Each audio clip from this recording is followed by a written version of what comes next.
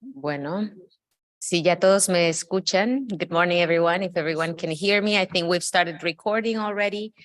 So it's time to start. Welcome, everyone. My name is Siria Gastelum Felix, and I am Director of Resilience at the Global Initiative Against Transnational Organized Crime. And I have the honor to be your moderator today in this event that we are conducting live here in the UNODC in Vienna, but also online. So welcome to our audience here in the room and virtually. Today, we're here to talk about illicit arms trafficking, the impact of gun violence in communities, and how arms trafficking is closely related to other types of organized crime.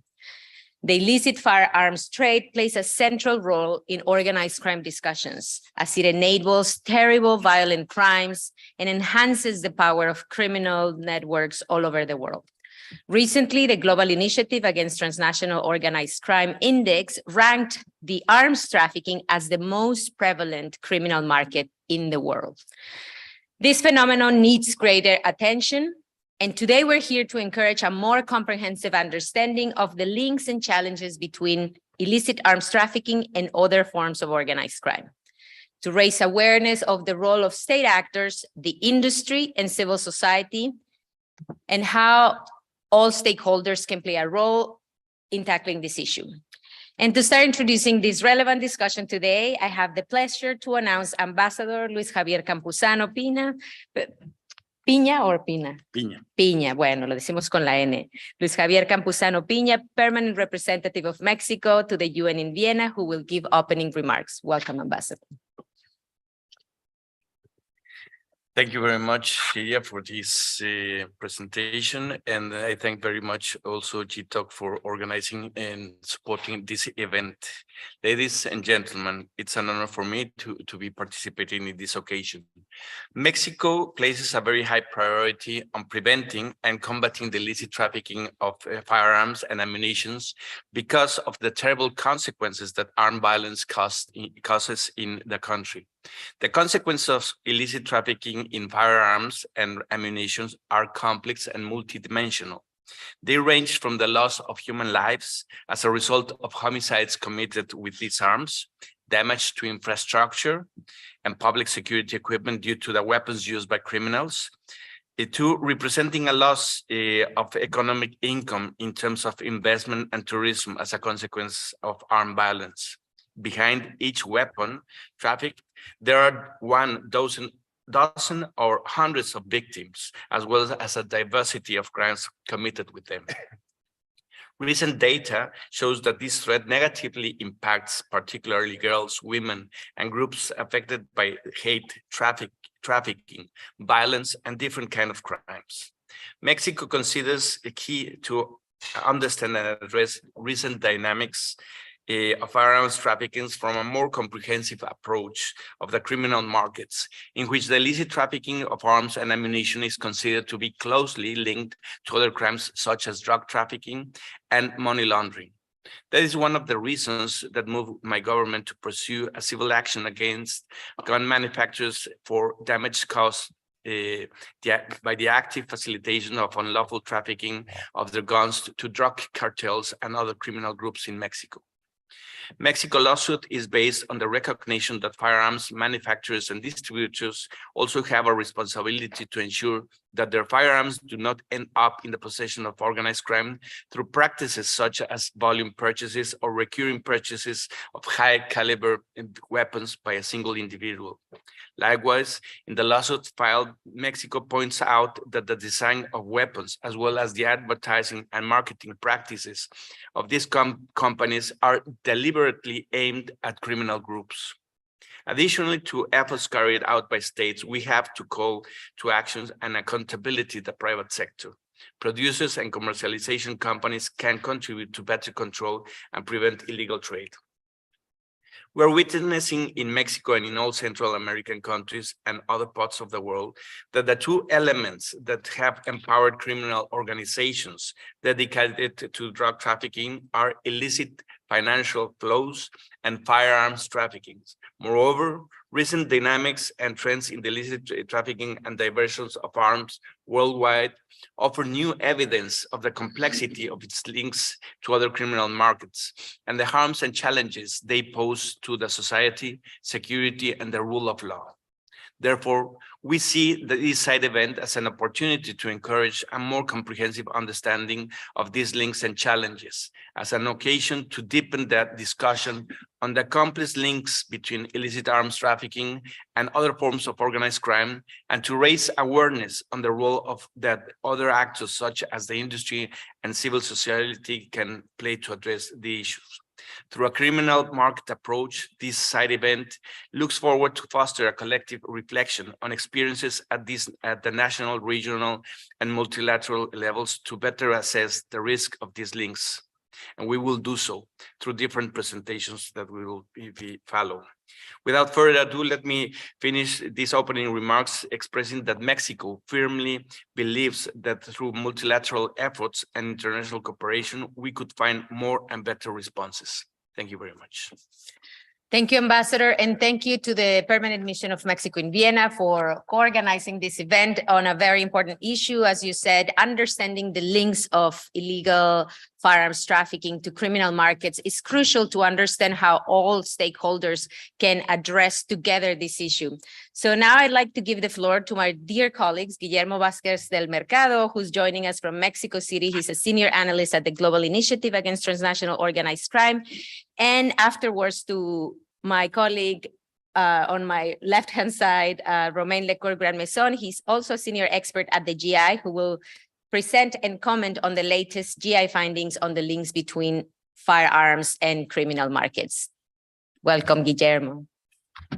Hi, everyone. Good morning from Mexico City. I'm very happy to be here with you. My name is Guillermo Vázquez del Mercado, and I will be presenting the work of the GI addressing the increasing links between arms trafficking and other forms of organized crime.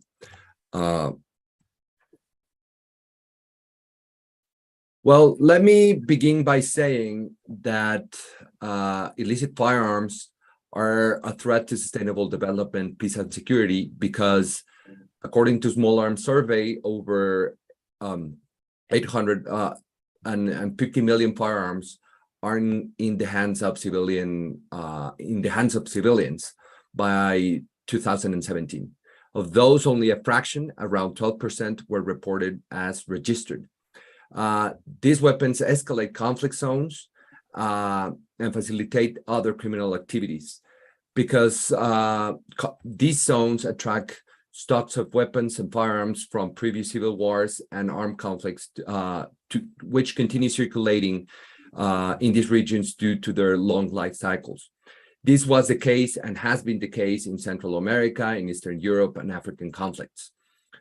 Third, it's because, as the Global Initiative Organized Crime Index found, this market is the third most prevalent, and it's particularly rife in Africa, the Americas, and Asia. And it's linked to human trafficking, human smuggling, as well as other illicit trade of non-renewable resources.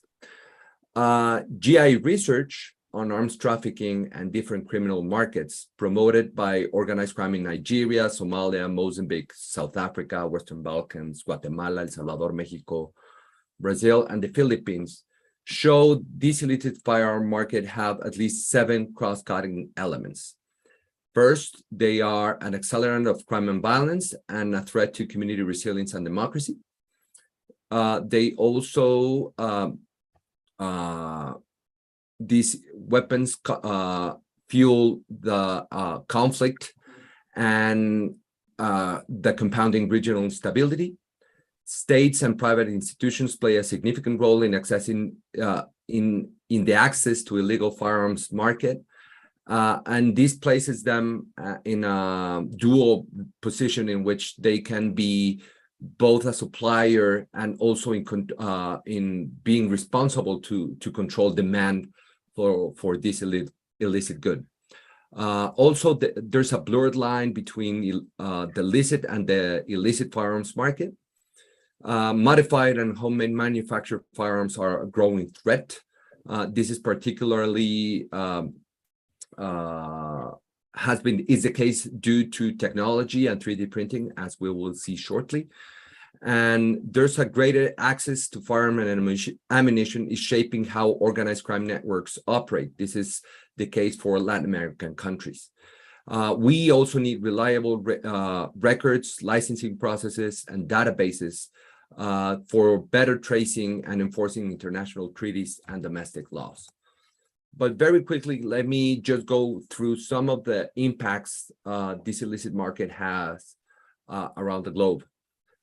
First and foremost, 54% of world homicides involve a firearm.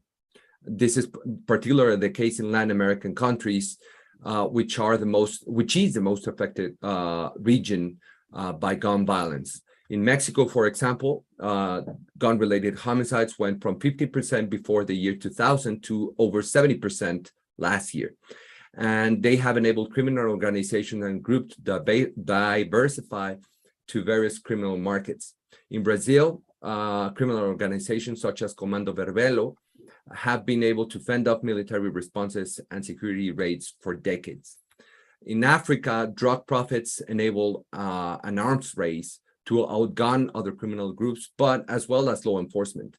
And they have also realized that this is a very profitable market. In Europe, Western Balkan countries, gun violence have enhanced interpersonal, domestic, and gender-based violence. Even in Sweden, homicide rate is well above the European rate. And in the UK, 99% of all gun seizures are related to drug wars. A similar figure can be seen in Spain. In Asia and Africa, poaching criminal rings and gangs have used them to exploit fauna and to fend off law enforcement. Additionally, as I said, this is a very profitable illicit market. According to some figures from GFI, between $1.7 and $3.5 billion are being estimated to be the total profit or the global profit of this market. Assessing the implementation of UNTOC protocol and ATT would be complex, but civil society organizations and private sector could help. They could do so by adopting laws and regulations to register guns and licensed users, to effectively implement weapon and ammunition registration, and by controlling illicit firearm flows and control of the expansion of criminal markets and organizations. Last, let me finish by offering some recommendations, which are stated in the policy brief that we launched a couple of months ago. First, we need to generate granular knowledge of illicit firearms and other criminal markets among law enforcement and state actors. Also, we need governments should enhance information sharing or legally acquire size weapons and trafficking rings through continuous work to foster trust and collaboration among agencies.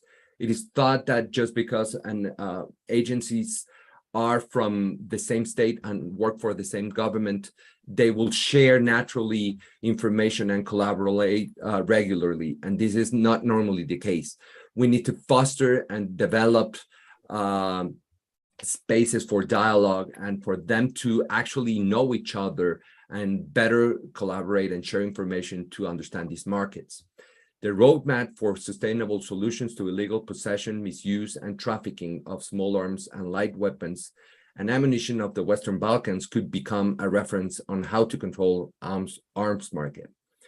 This is a Franco-German-led initiative to collaborate, and it is expected that by the year 2024, it will ensure that arms control policies in the Western Balkans countries are evidence-based and intelligence-led. A significant reduction of illicit firearms flows, ammunition, and explosives in this region is expected as a result. Ammunition is also a key element to tackle. For that, we need to mark them and also to address modified firearms, which must become a paramount element of the effort to cure trafficking. We need to know where ammunition is coming from, and marking could be the way to at least know which countries or regions are supplying more ammunition. And we also need stricter control of mainstream and modified weapons and its parts, as which is essential. 3D printing technologies and easy access to parts of weapons have made weapons accessibility even greater. So we need to also address this pressing issue. And with that, I thank you for your time. Muchas gracias. And now I will give the floor to my colleague, Roman. Thank you, Guillermo. Thank you, Syria. Thanks to the permanent mission of Mexico and Vienna, of course, and UNODC. I will build on the recommendations you were actually presenting, Guillermo, and trying to build on why the issue of firearms is so important to our work in Mexico and beyond, of course. I will start with one core idea that we actually mentioned in May during the constructive dialogues here, and that we heard over the past days at the plenary as well. It is, as we mentioned this morning, undeniable that illicit firearms exponentially fuel homicide violence, gender violence, youth involvement in crime and security, and the expansion of criminal activities in general, among many other dynamics, especially in Mexico and Latin America. So first, we can't deny the gravity of the situation.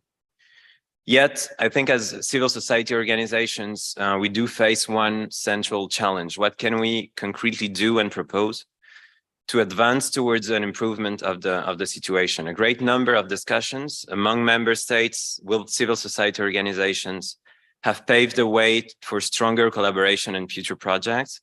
And in very concrete terms, I would like to present here three very brief ideas, activities and pillars for future work that again build on the recommendations presented in the report written by Guillermo and presented by the GI. First, to document much better. I think we need to produce more empirical, qualitative, evidence-based knowledge and tools in order to better understand and grasp the functioning of the illicit networks that lie behind firearms trafficking. Who runs the networks? How do they work? Who's buying weapons and ammunitions? How do you buy them? Where do they come from? How much do they cost? How do the markets actually work? What are the precise regions where weapons are most available? And who is using them? I think this question sometimes might seem simple, but in many cases we don't have the answers. And I actually heard this at the plenary yesterday. So we need stronger research, probably fieldwork, documentation, because we can't be blind about the realities we're trying to tackle here altogether. The second step, I think, is we need to measure much better. We need to be able, in articulation with the fieldwork and the empirical data, to produce more robust, timely, and available quantitative data on firearms trafficking. We must work all together, the UN, the government, civil society, academia, law enforcement agencies, the private sector, to invest resources in order to be able to produce more robust data on illicit flows, on arms possession, and on the number of firearms in circulation in a given place or between countries. There is data, there is very good data sometimes, but I think we need to go even more local than what we have today, region by region, sub-region by sub-region within a given country, to understand illicit trafficking networks much better. The need to produce useful data that serves, of course, prevention, public policy initiatives, and evidence-based decision-making.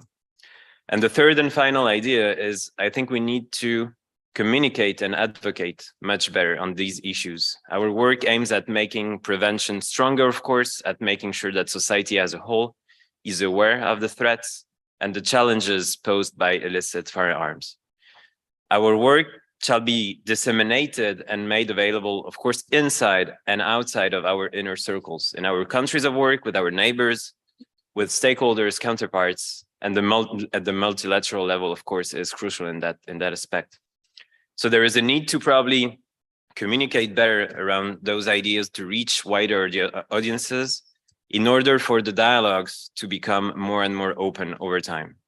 So just to conclude a very quick summary about what we were presenting today, I think the three ideas: we need to document better, we need to measure better, and we need to advocate much better. Thank you very much. Thank you, Romain and Guillermo. And as you were both saying, collaboration is crucial in this issue. And of course, the guidance of the UNODC is vital. So I'll now turn to Simonetta Grassi, head of the UNODC's Global Firearms Program, who has vast experience supporting member states through the global program and can give us insight on how international processes deal with the links between firearms and other forms of organized crime. Welcome, Simonetta. Thank you very much. Good morning to everybody.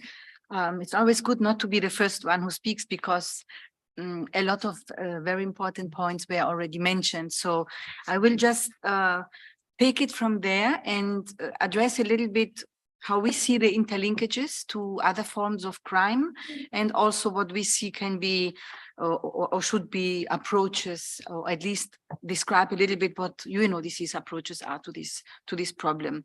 So when we speak of the linkages between firearms trafficking and other forms of crime or organized crime, a lot is anecdotic. We all understand and know that firearms are everywhere, but if we want to nail it a little bit down, we have to distinguish situations where organized criminal groups are using firearms, or most often illicit ones, but it is not excluded, but let's speak only of illicit ones, to carry out other criminal activities. So you see a very utilitaristic approach that without these, certain crimes would not be committed or would not be possible to commit in this way: robberies, kidnapping, but also poaching.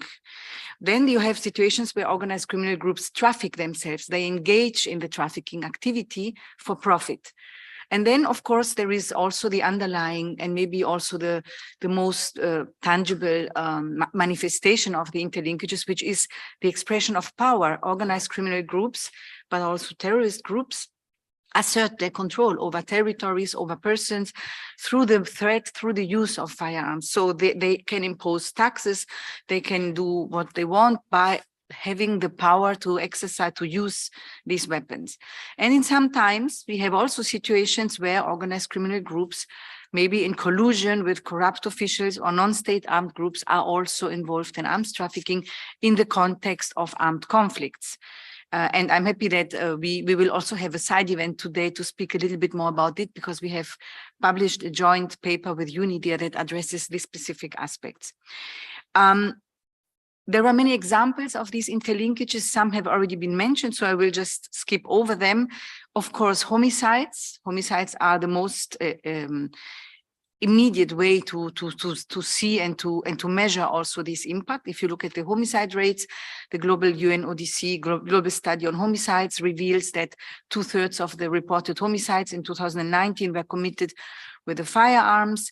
Statistically, it seems that every 4 minutes somebody is killed with a gun. So this is a very clear indicator. And also our global study on firearms trafficking of 2020 also indicated as one of its findings that most often it is the same countries that report the highest shares of homicides, the ones that also have declare or relate also the highest association of these homicides with organized crime and gangs, and that also have the highest share of homicides committed with firearms. So these are 3 lines on the graph that go in the same direction and that also visualize these links. When it comes to linkages to drugs, this is also intuitive, but it's also important to look closer at it. There is, of course, the exchange of drugs for arms. This is well documented in some parts of the world. But there is also the other dimension, and that goes back to the third element that I mentioned earlier, the weapons or access to weapons as a tool for power. In situations where organized crime is rampant and dominant, where there is what I would call the pax mafiosa, for example, you will not see so many confrontations and deaths because these criminal groups are so powerful that they even decide who has a gun, who is not a gun. And I'm glad that Niels is here because they did very important studies on this some years ago on where do terrorists get their weapons from in Europe. And this was very revealing, for example, in Italy, that not everybody can get every kind of gun they want. There is a game of power as well. But when there are confrontations between different groups, or when law enforcement takes stronger actions, this is when, of course, then you have also high death tolls, because again, then the weapons are used. And then there is also the element of financing of other crimes, financing of terrorism through arms trafficking. Also, when we speak of poaching, this was mentioned earlier. Why is it interesting to look at it? This is also another dimension, but according to some studies that were conducted in Eastern and Southern Africa, you can see an evolution. In previous times, these illegal poaching and the killing of rhinos were done with the old style AK-47 machine guns.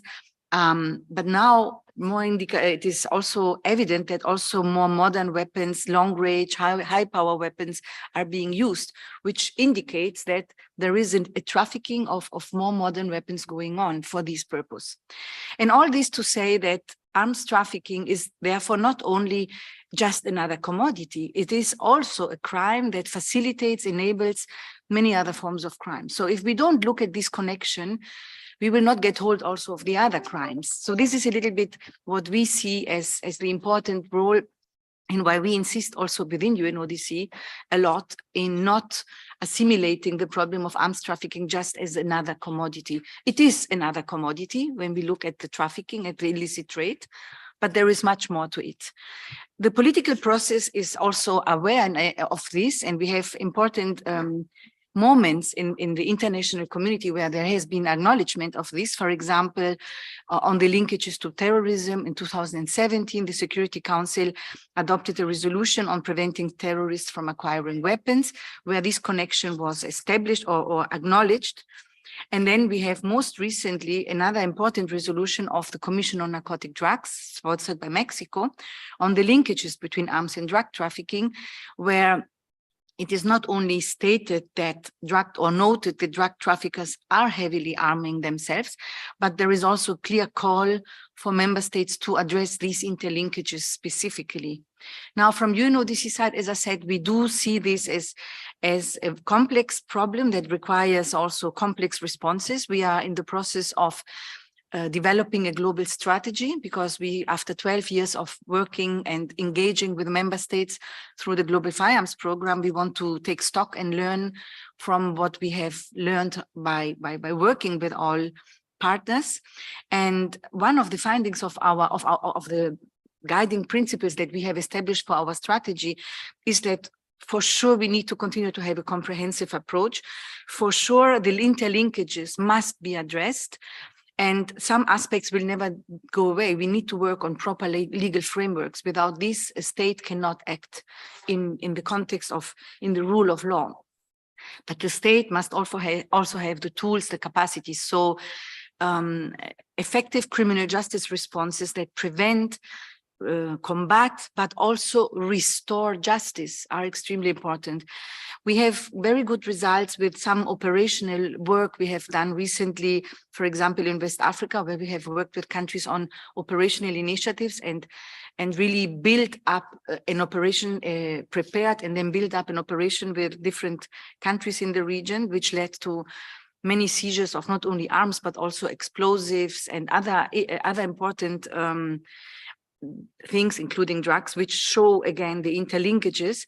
And what is also important after these operations is that there must be onward investigations, because if we don't close the circle, and I want to add to this something that was already mentioned by the predecessors, the important to properly know and understand the problem. So in our strategy, we will continue to focus on evidence-based.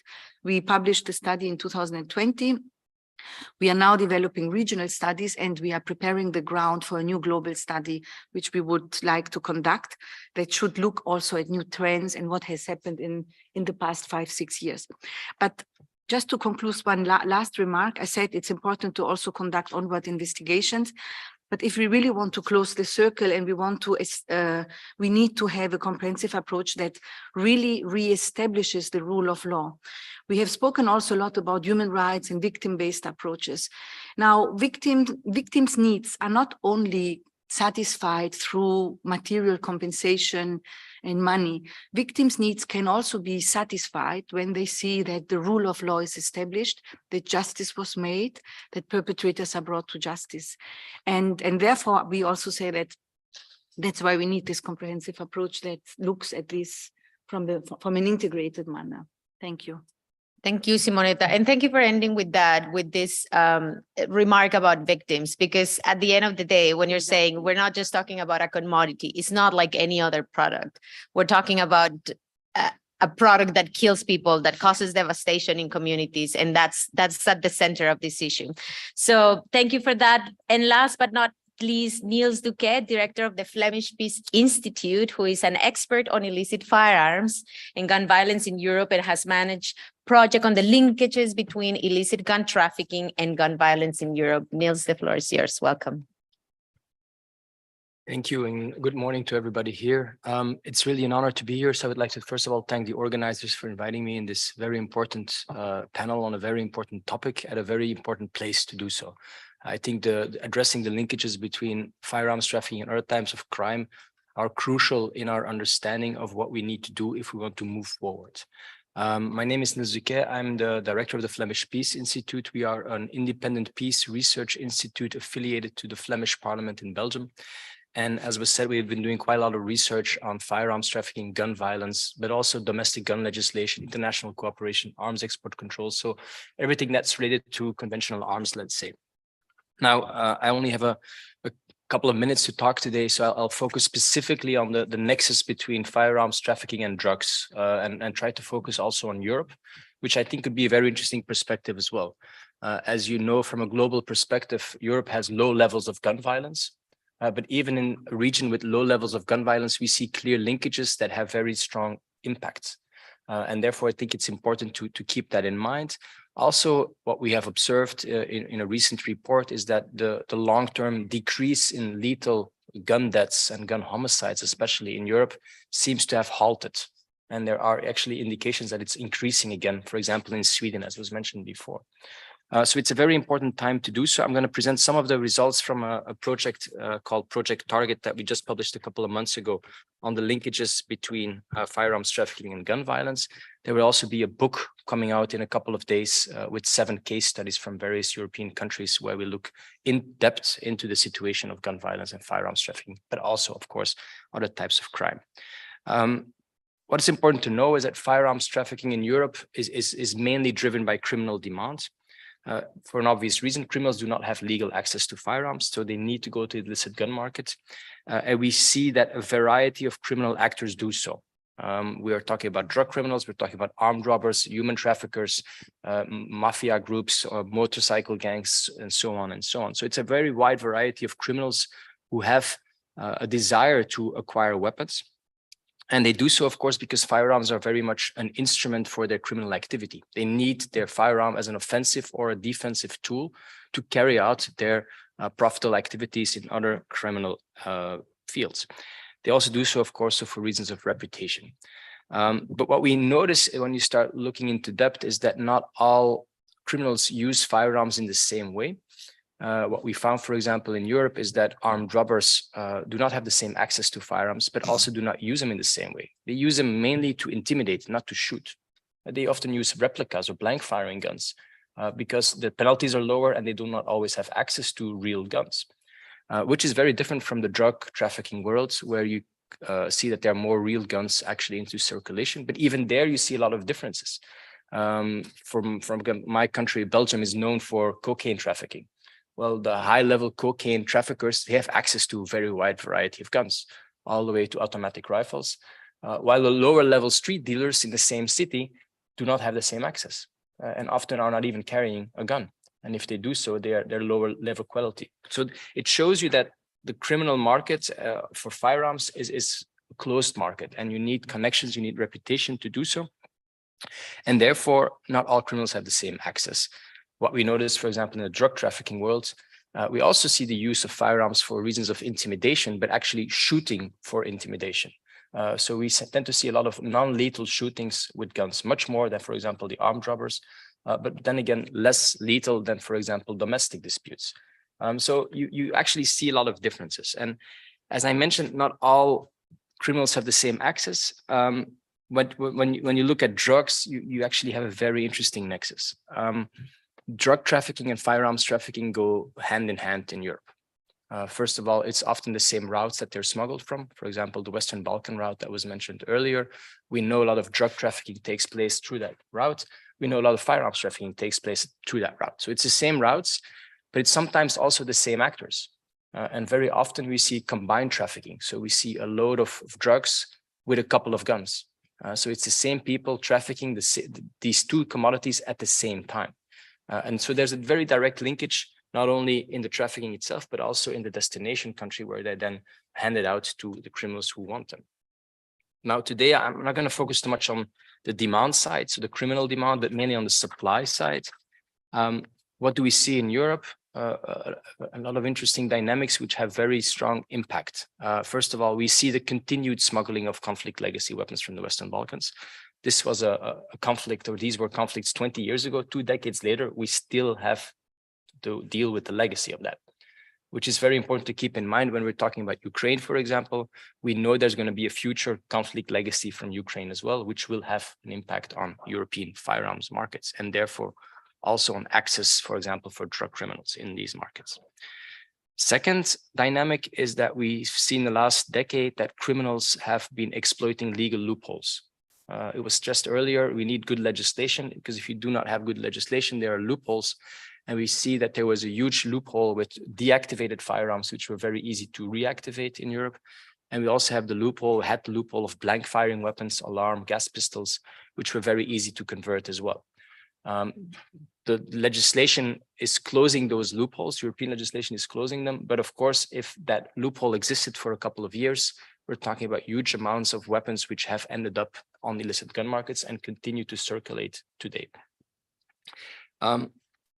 Criminals also continue to adapt their strategy. If we're closing loopholes, they're trying to find new ones. And we see that now, for example, with the Flaubert caliber weapons in Europe as well, which are circulating in large quantities. So these dynamics have resulted in an increased availability of firearms for the whole spectrum of criminals. So not only higher level criminals now have access to firearms, often lower level criminals also have access. And this is very important because from our studies, we see that younger criminals, less experienced criminals, especially those in looser networks, tend to shoot their guns much more often than more experienced and higher level criminals. And if you tend to shoot your guns more often, that creates feelings of insecurity in the criminal world. This stimulates arms races between street gangs, between drug criminals, and you end up in a vicious circle of gun violence and trafficking because people feel insecure in the criminal world. They have a desire for more weapons. There's more trafficking creates more access, more guns, more shootings, and so on and so on. And this is what we're seeing in a couple of countries. For example, in Sweden, the Netherlands, Belgium, France, we're actually seeing those signs. And that's, of course, very, very bad development. Also because there's a risk of spillover effects. We see innocent bystanders getting shot. We see, for example, in my country, there were people arrested a couple of weeks ago in the Netherlands for trying to, or suspected of trying to kidnap the Minister of Justice, people who are connected to a drug environment. So you actually see these linkages that we see in other parts of the world. We're starting to see them in Europe as well. And of course, as was mentioned earlier, we also have the crime-terror nexus, where we know that terrorists in Europe have committed attacks with guns that were actually acquired through drug criminal connections they had. So there is a lot of risk for a bigger societal impact. And the new developments on the supply side can actually increase that even more. I mentioned Ukraine. As was mentioned earlier, 3D printing is something we have to be very vigilant about because this might actually increase the availability even more. Just to end, I think there's a need for a proactive and comprehensive approach. As was mentioned, we need good legislation, but we also need the operational capacities to enforce legislation, which is often a problem in many countries, including in Europe. We need better intelligence and more cooperation. And I think what was very important is what Simonetta was saying. Firearms are not simply a byproduct. We should change our perspectives on firearms. Firearms are facilitators for various kinds of criminal activities. So by targeting firearms, you can actually target many criminal activities at the same time. But we need to change the minds. And I think a lot of people in this room are aware of this. But we need to change other people's. Go back to your home country, talk about this, because this is what is important. And then finally, just to end, I've been talking about guns, European guns and violence and drug violence in Europe. It's very important to keep in mind that European guns do not only create problems with regard to gun violence in Europe or drug-related gun violence. We know that European manufactured guns are frequently used in other parts of the world, Central America, South America, just to name a couple of regions.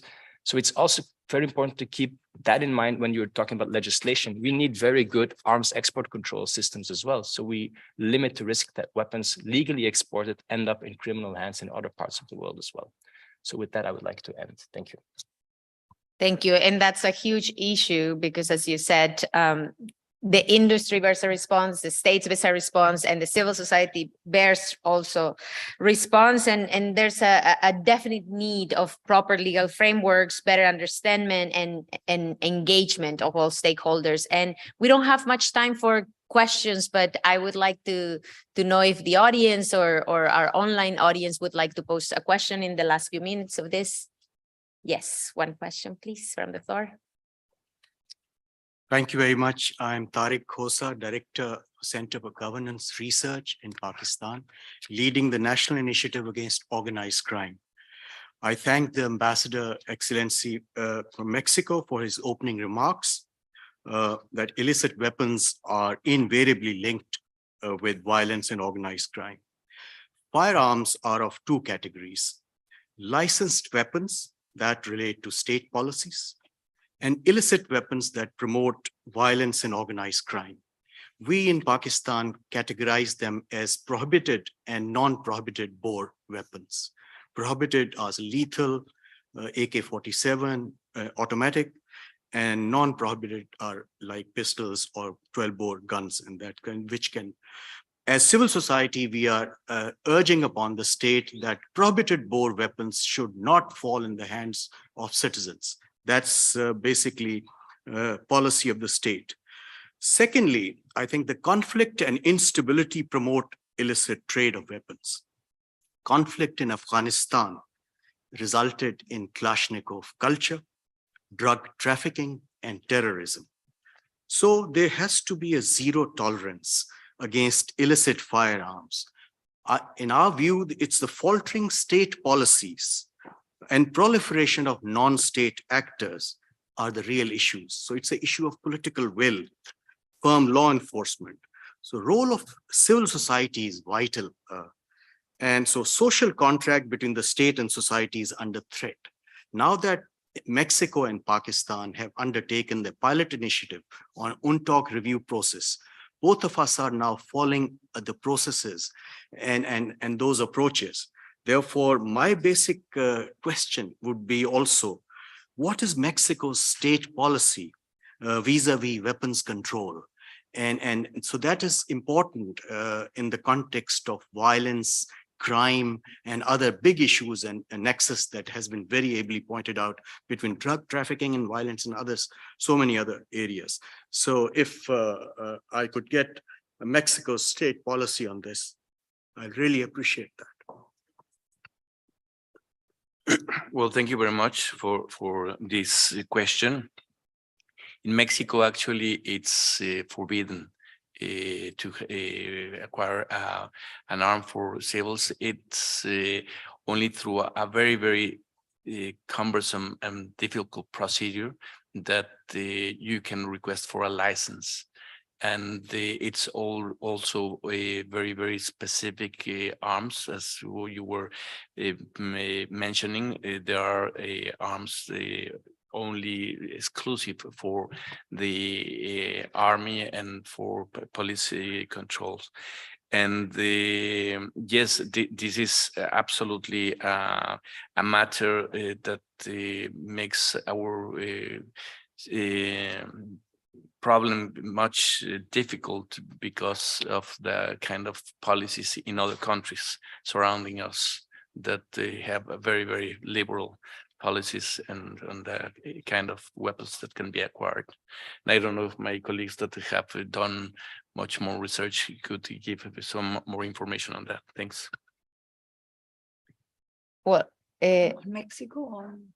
On Mexico, but I am afraid that we're running out of time. This side event ends at 45 and we're already over. So I would like to thank all our panelists for their presentations. It is a very interesting discussion that has so many dimensions. And what is really crucial is that it's not exclusive to Mexico. It's not exclusive to Latin America. It happens in Europe and it's happening more and more in places where we never thought it would happen. So I am glad for your presence here and online. So we hope that this event has has started a collective reflection on experiences at the national, regional, and multilateral levels to better assess the risk of this pervasive trade. So thank you so much. Thank you on behalf of the Global Initiative. And we hope that this is the beginning of broader and necessary conversations on illicit firearm trade and the links to other forms of organized crime. Thank you, everybody, for joining today. Have a nice day.